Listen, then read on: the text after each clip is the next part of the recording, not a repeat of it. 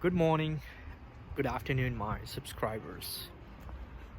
So, I've been receiving a lot of messages and calls about um, the Canadian immigration and how you can come over here and start your business or start your studies or immigrate over here. So, today, what I will be discussing is about Canadian immigration and how easy it is, what expenses are required, what financial statements you need to produce, and what are the good areas over here to settle down. And at the same time, I will be discussing the Canadian economy and the inflation, as well as I will be discussing about the home prices, the house prices, which has increased drastically in the past 1.5 year over here in Canada. As you guys know and well aware, um, I have three bases. Um, my business is in London, UK. I have a branch office in Dubai, as well as I have a branch office in Calgary.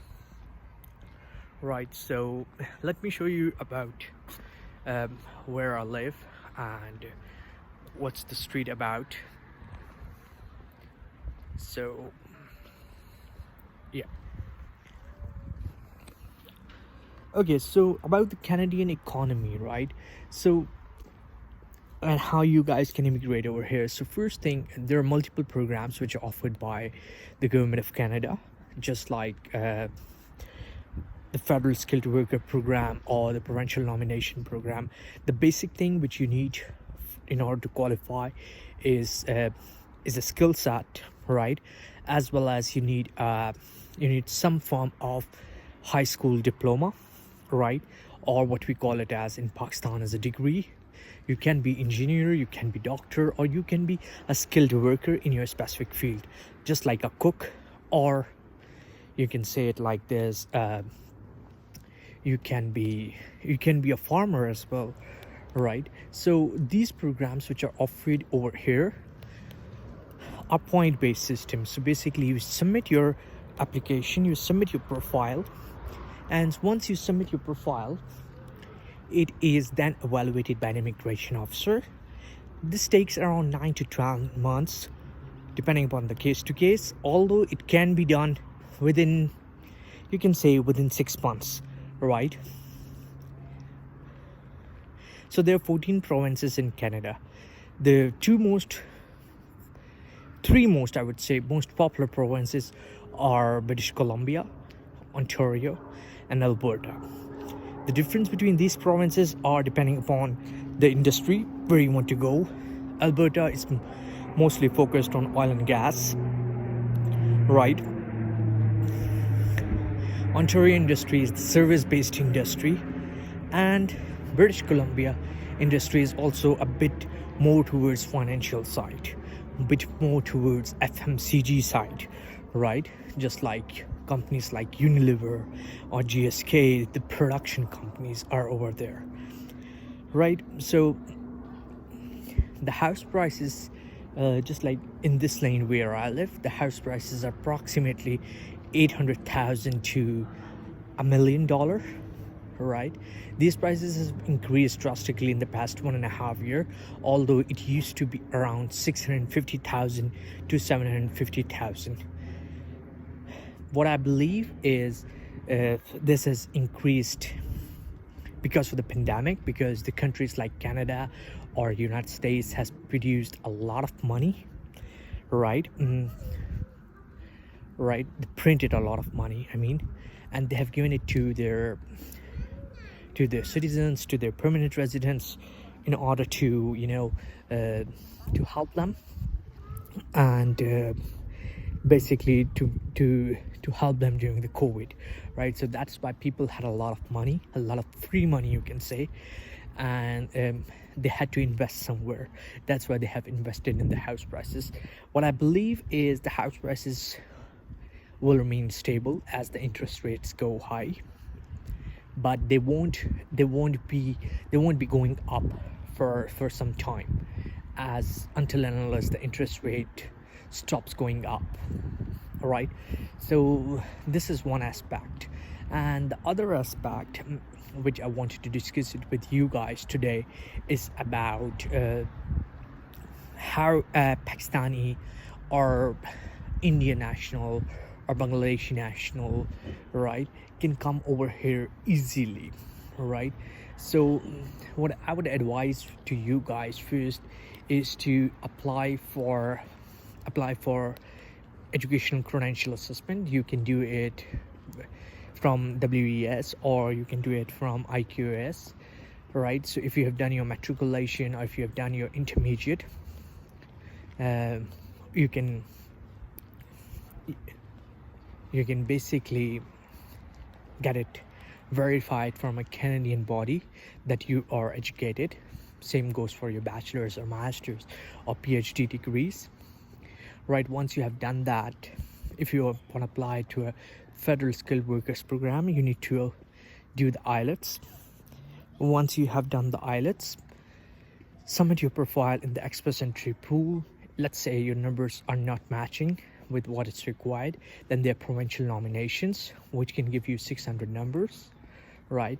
And once it gives you 600 numbers, you're already covered, right? So because the threshold is around 475, so let's say your score is around 400 and you're not meeting 475, so you can get an Ontario nomination or Alberta nomination, which will give you 600 to ultimately your points become 1000, which is far greater than the threshold 475. So definitely you will get an invitation to apply, right? Once you have done that, you will be called for biometrics. Once you have done your biometrics, the visa officer will review your file and will issue you a Canadian permanent resident visa, right? The other way of coming over here is on a visit visa. And if you're a skilled worker, just like a cook or a farmer or a truck driver or a plumber or electrician, then what you can do is basically you can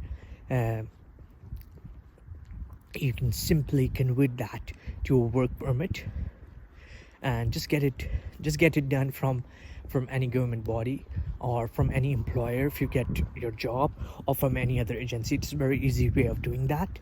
Once you have done that, then man, you're here for 2 years, then you can get it renewed for another 2 years, and once you have completed basically 3 years, you have got your citizenship. So this is one. There are different ways of coming over here depending upon your age. You might be around 21 or 25 or 28 and you want to come here to a university, right, to study for bachelor's, for master's. That's another route of getting permanent residentship. And yeah, that's all about it, to be honest. So yeah, I have done some videos on how basically you can get a driving license. Right? And in different provinces, I've done it for Ontario, I've done it for Alberta. Get your driving license already from Pakistan. So once you are over here, you just need to pass the road test, which you can do it just by doing three brush-up classes, right? Send me a message or text if you want some further guidance. It's not a financial advice, it is not even a immigration advice, and it is wholly your decision. There are multiple agencies which are there to support you on this. If you want to get a professional advice on this, I'm just giving you a journal introduction and journal background of how life in Canada is. And yeah, that's it, to be honest. And what else I want to discuss it with you? Yeah, the cars, the homes, everything is available over here on a monthly payment basis. So and the jobs over here are easily available. Believe me or not, jobs over here are very easily available.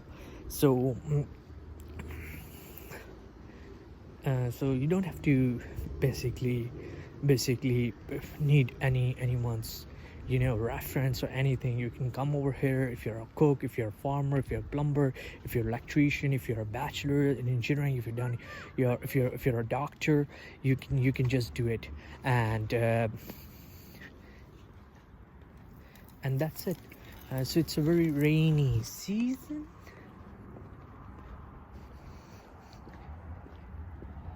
Okay, and that's it from my side from today. But let me know which other video would you like me to do on, and I will pass on my comments on that one. Right, let me show you a bit of my view from my place.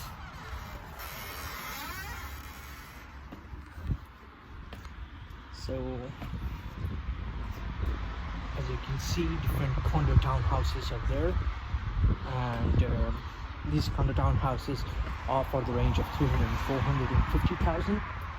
But this area is a pretty expensive area. Those condo apartments are for the range of 250 to 300,000. Those apartments are also a bit expensive in other areas. You can even find it within 200,000. That's it, to be honest. Thank you guys. We'll see you again in another video, in another vlog. Take care, bye.